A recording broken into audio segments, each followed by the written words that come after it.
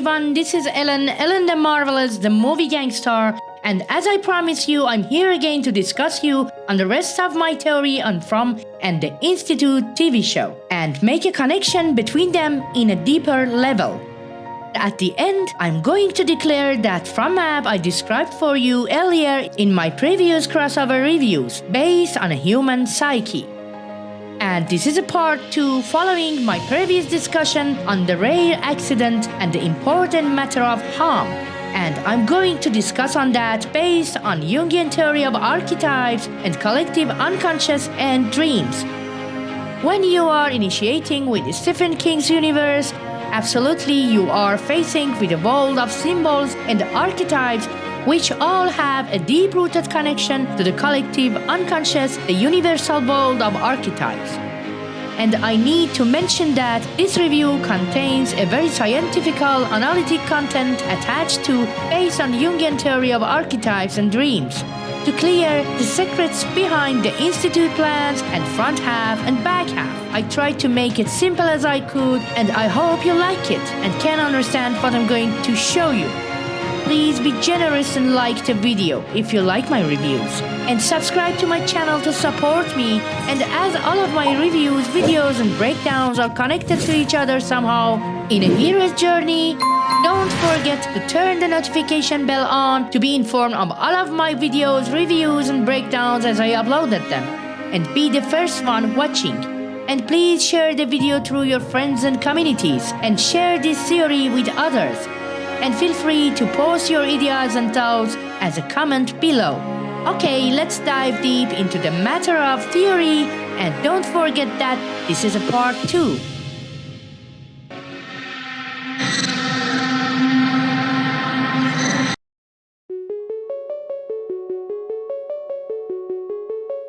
Carl Gustav Jung talks about dreams as symbolic expression of unconscious, helping human by pointing to imbalances in our conscious mind contained to our individuality.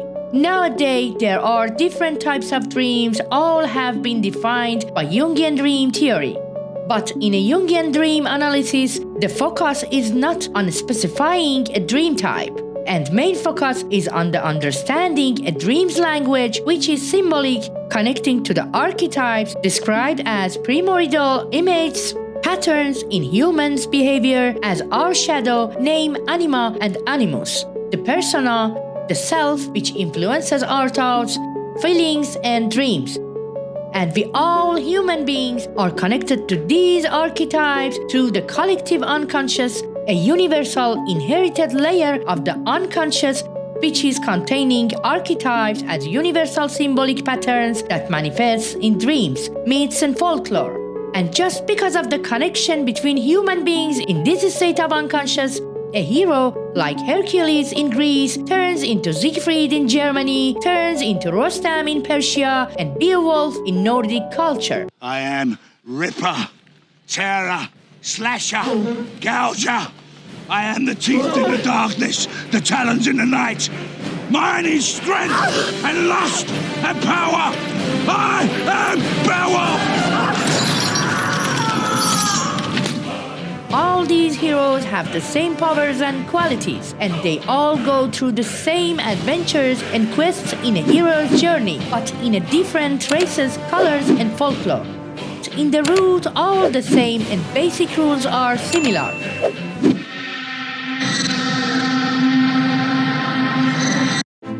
The unconscious level in every human's mind is made up of same archetypes, universal symbols, and creates cultural narratives across the time and geography.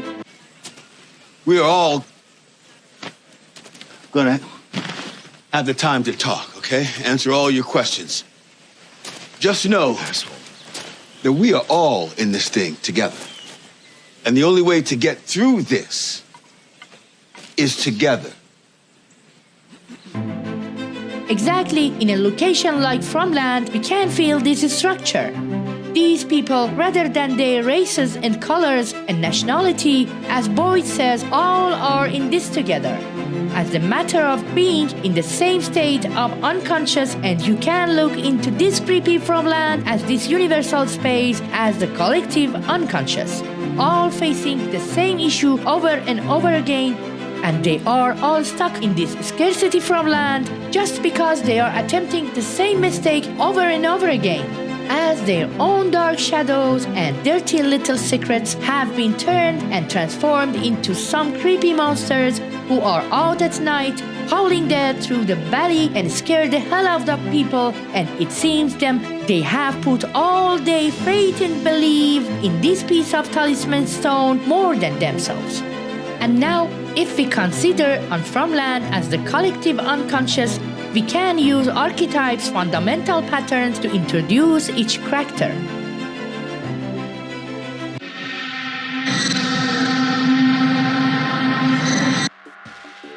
The self. The self represents the totality of psyche, which represents each character's full potential and inner wholeness, which we call their true identity. And this fundamental element is the exact point of the conflict in From TV show and causes shadow part of each character being hidden not only within themselves but to everything happens to them in this mysterious piece of land. We don't know much about their past, and they all have been introduced to us through their persona as a social mask to navigate their external world. We all knew Tim was a bartender, but as he claimed to Jade, he was a philosophy professor at the university.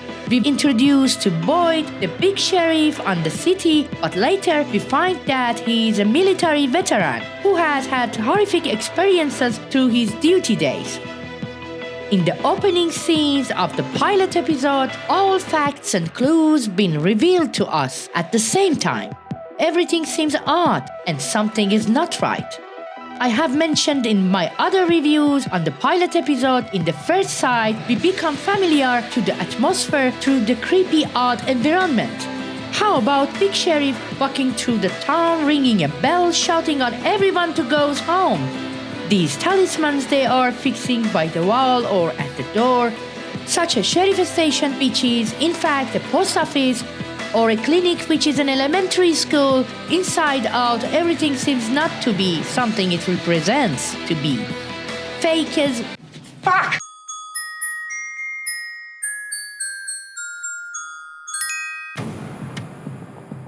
Twinkle, twinkle, little star, and next moment there is a creepy granny shouting by the window on Megan, asking her to open the window. Megan knows well she shouldn't open the window. She knows this creepy weirdo is not her granny, but she prefers to trust the creepy granny instead of his liar father who always makes false promises which he always forgets, and opens that window. The exact moment you feel no trust and protection and prefer to trust the untrustworthy. Of course, Megan knows this creepy woman is not her grandmother, but prefers to choose a shadow of her as she knows. The shadow aspect of every human being is the hidden part, often repressed as a part of ourselves that contains unknown desires and fears, as Jasmine for Kevin, or Monster Smiley grandson for Boyd, or fake pregnancy for Fatima. I mentioned before, in this collective from land, we only know their persona and their social mask, but not their true self. We don't know, for example, why Fatima was claiming that she couldn't be pregnant, or why Boyd, who had a white woman, Abby, as his beloved wife, why had this freaking fear and obsession of having a monster grandson, and after all manifested that fear into reality. Exactly as cicadas were creeping, making noise, Sarah claimed that his brother Nathan always had this fear of cicadas and believed that this is Nathan's fear has turned into these cicadas attacking the town. And Kenny believed her because he had this experience in his dream being bitten by cicadas. But Nathan was dead. How it was possible for him to project his own fear onto people in this farmland? In this very point, I want to talk about another fundamental pattern of an archetype, which is the basic duality in human psyche in the collective unconscious: anima and animus.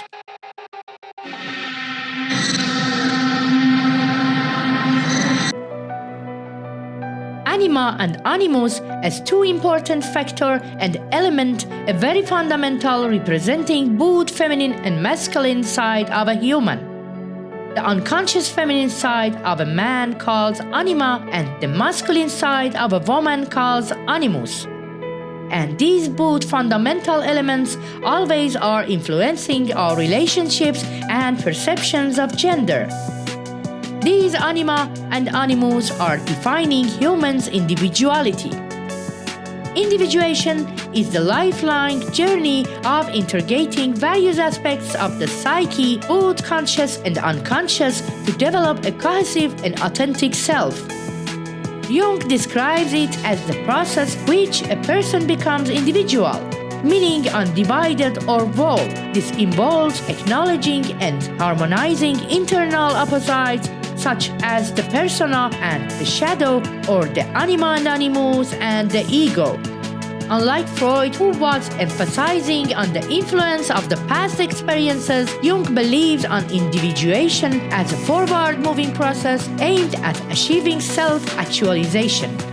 Jung believed that by confronting and interrogating unconscious elements, individuals could attain a state of inner balance and fulfillment.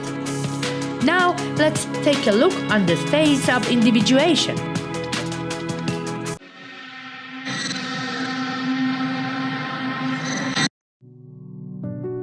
Jung defines some different stages for individuation process, and at first he mentions on confronting the shadow.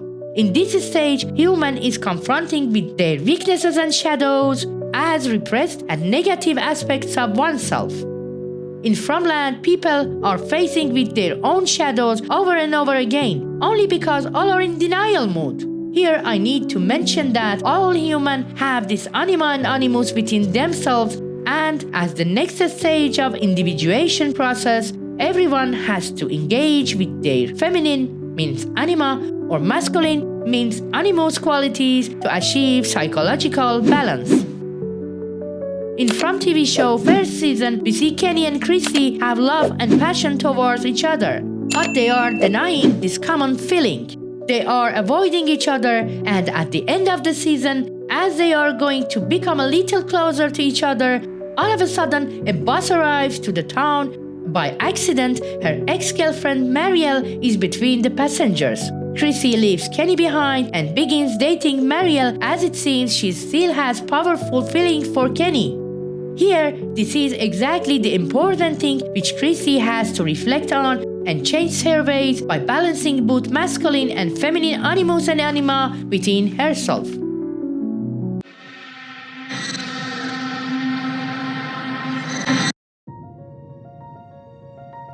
As the next stage of individuation process, after these both stages of shadow work and balancing inner self, is reflecting on our external life to ascending the persona and moving beyond the social mask we wear and reveal our true self.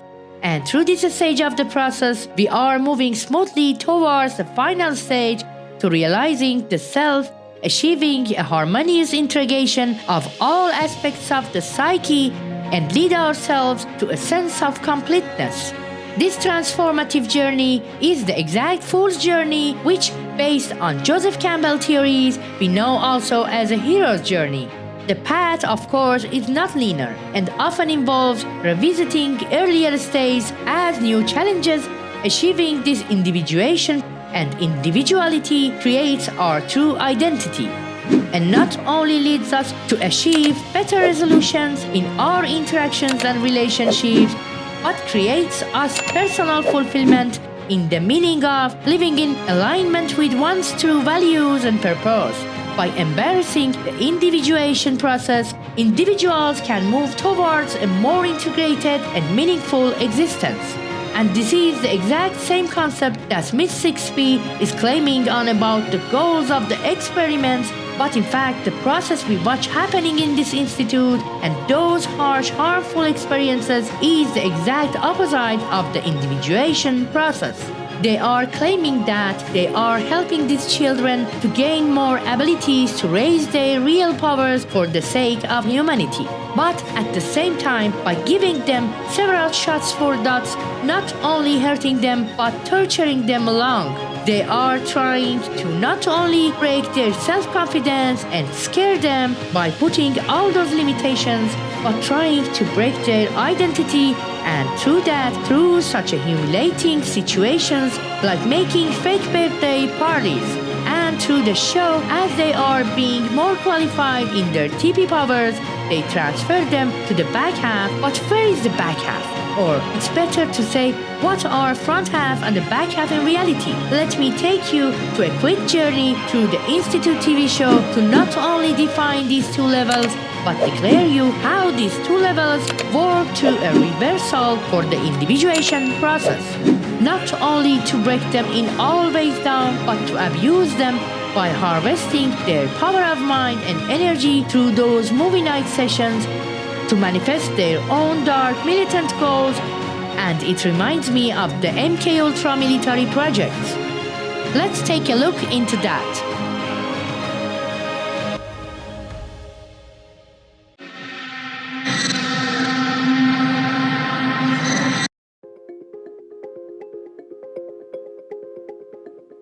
We saw Kalisha talked about their new uniform in the back half as she was promising herself with much hope that they had taken their clothes to the laundry to be prepared for the day they are going home. But as it's obvious, there is no home and they all will end up into the recovery and there will be a chimney waiting for them to burn them out. In front half, they lost their control. And in the back half, they will lose their identity as well. And by wearing the same uniform, now they have all lost their identity through a scientific process to become a part of a unity which causes the duality. I strongly believe that the front half is all about losing self-control, as a heartbreak or a react of anger triggers the power they need to harvest in the back half to remanifest all into a different desired reality. Exactly as we saw latest in 5th episode on what happened during Nick's transformation from front half to the end of the movie session in the back half. In first episode, we saw 6P created a fake insulting birthday party for Iris to humiliate her in front of the others. 6P knew she was so powerful, as we saw her already didn't use tokens to eat and donated her tokens to Nikki. Who knows? Maybe she was so sacrificial type of character and didn't have self-love at all, and she had a codependent type of character. At the end, when they are transferring her to the back half, bursts out of character and runs back when crying into Nikki's arms. Emotional codependency was her weak point. In the back half also, they are manifesting dark characters through her weaknesses, and they bring Nikki in just because of their emotional codependency towards each other to break them both at once. One as a self-sacrifice through death and the other one through an emotional breakdown by creating same circumstances with the fake birthday party, but in its more worst shape of it as Nikki's fear, to remind him of an emotional breaking point and trigger an old childish wound within him, and at the same time they are sacrificing Iris through her worst fear, which is committing a murder. And as Kalisha was telling, every night they were watching Iris' worst horror nightmare only to reduce her death. We see as they gain more TP powers, they can connect to each other's minds and find each other's secrets. We saw already Luke found that Maureen has experienced her own son's death here. Who knows, maybe they had her under such a movie night session made her to kill her own son or watches him being killed, which has been her own worst fear. And of course, after such a huge heartbreak and trauma, you will need to spend some time into recovery. As it seems, they are using themselves against themselves and let them sacrifice each other through their fears and weaknesses. And after a while, as they lose all their identity, they will turn into soulless beings, monsters. That's the fact, and this is exactly where monsters come from.